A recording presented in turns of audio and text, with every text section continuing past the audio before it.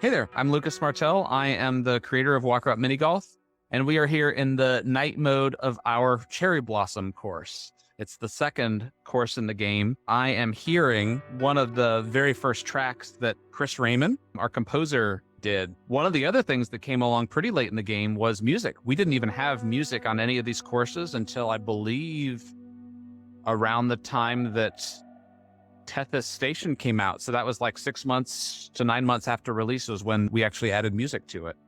It's so funny to go back now and try to remember what these were like when we first launched without a couple of those additional features. I just have to hand it to Chris. He has scored all of the projects that I've done, films and other games, and he can do anything and everything. And a lot of people who have done sort of ambient tracks for games would really appreciate just how difficult it is to get something that has a flavor and it sounds good, but it's also something that could just be on in the background that we can be talking over and that doesn't get grating. It's just a nice, peaceful soundtrack that you can totally just leave on loop and never get tired of it. So huge props to Chris Raymond. Mighty Coconut has been through a lot of different phases throughout the years. So we started off strictly as a visual effects studio.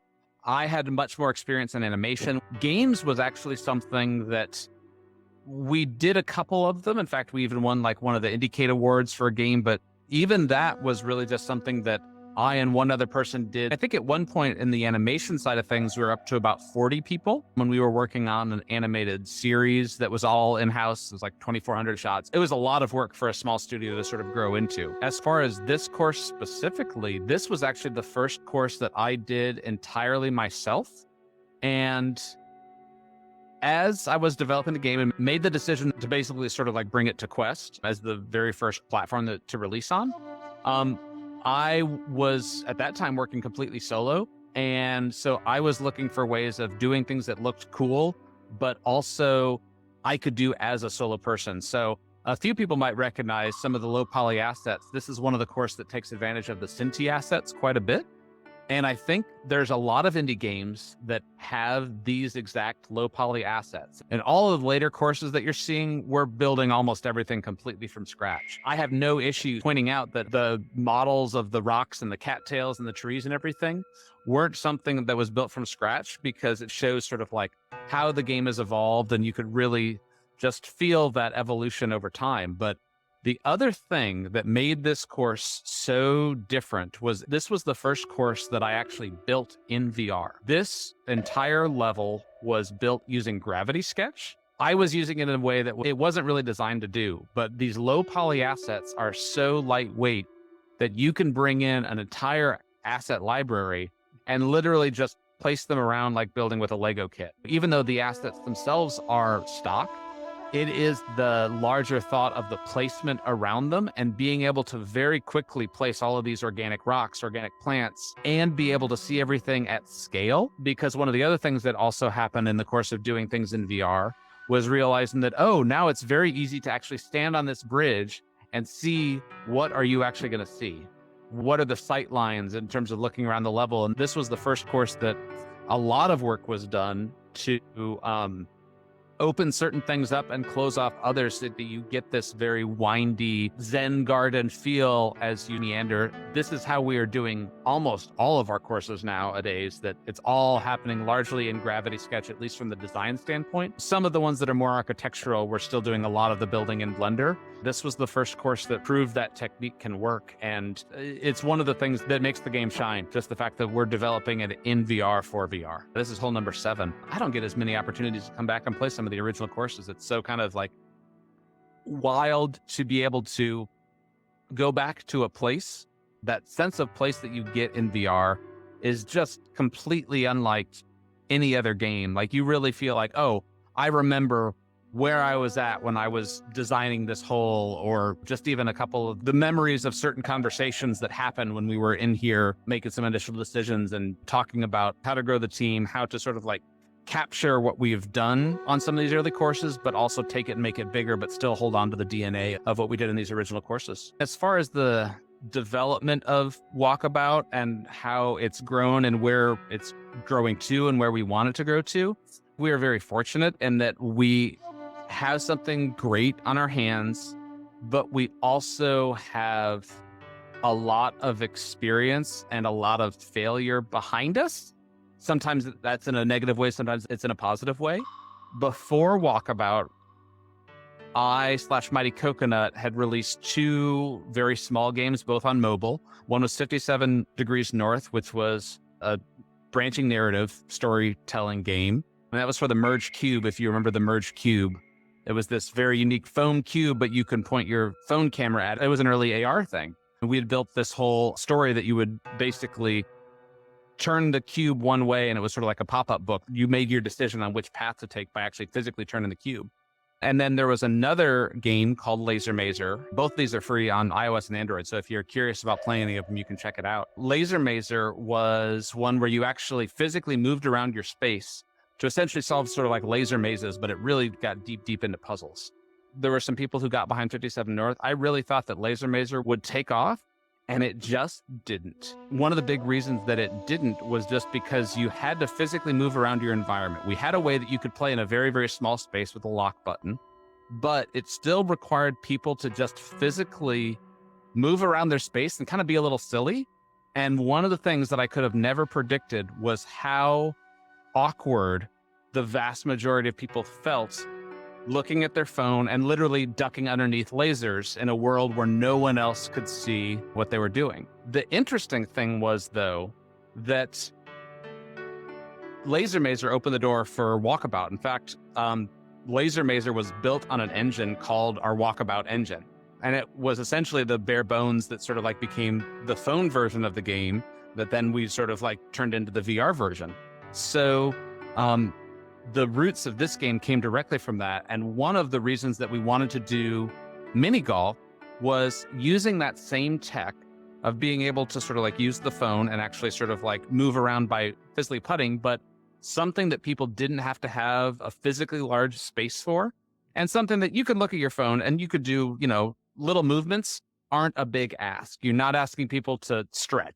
You're not asking people to actually sort of like limber up a little bit before they go play this game. And it was all of those lessons that we had learned along the way that really made Walkabout sort of come to life. I have always sort of viewed all of the projects that I've done in games and film as sort of an expensive hobby.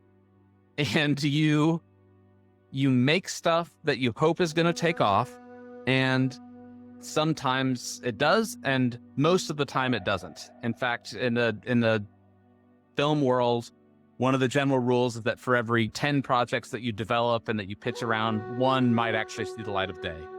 And it's funny, even as I think about sort of like all of the projects that I've developed over the years, yeah, I've probably come up with 20 or 30 different things that some of them were just pitched, some of them were fairly well developed and haven't actually been done. Where we're at with Walkabout now is we can do what we want with it, and we don't have folks sort of saying no. We're still responsible. I've been pitching projects for years. I know that I'm not going to do something that's just going to make most of our user base mad. I've had enough experience to watch out for those sorts of things. We still want to surprise and delight people, but at the same time, it gives us a lot of flexibility to have those weird, crazy off-the-wall ideas that we're like, you know, we could actually do something really cool with that. Or here's the hook that can make that idea and turn it into a place that I want to visit and spend time in.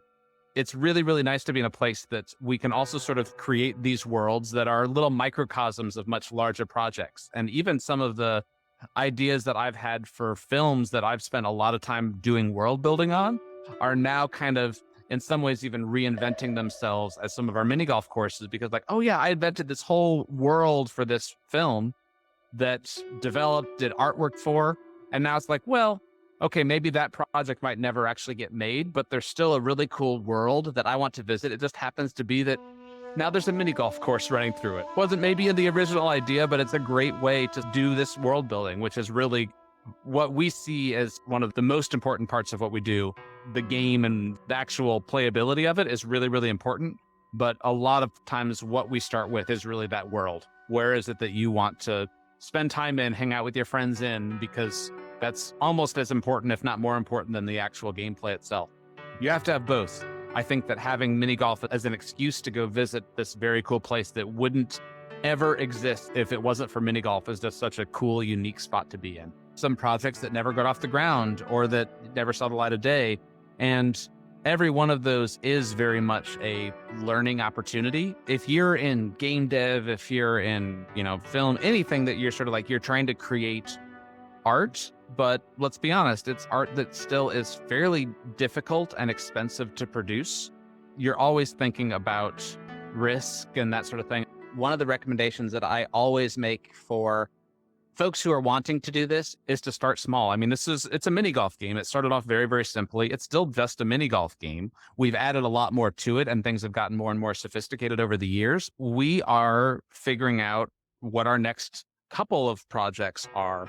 And just earlier today, we were having a conversation about what that is. I am very conscious that Walkabout, it is lightning in a bottle, and we're going to continue to be doing that. We also have other things that we want to do, but recognizing that it is quite possible, if not probable, that the next game we do won't be as successful.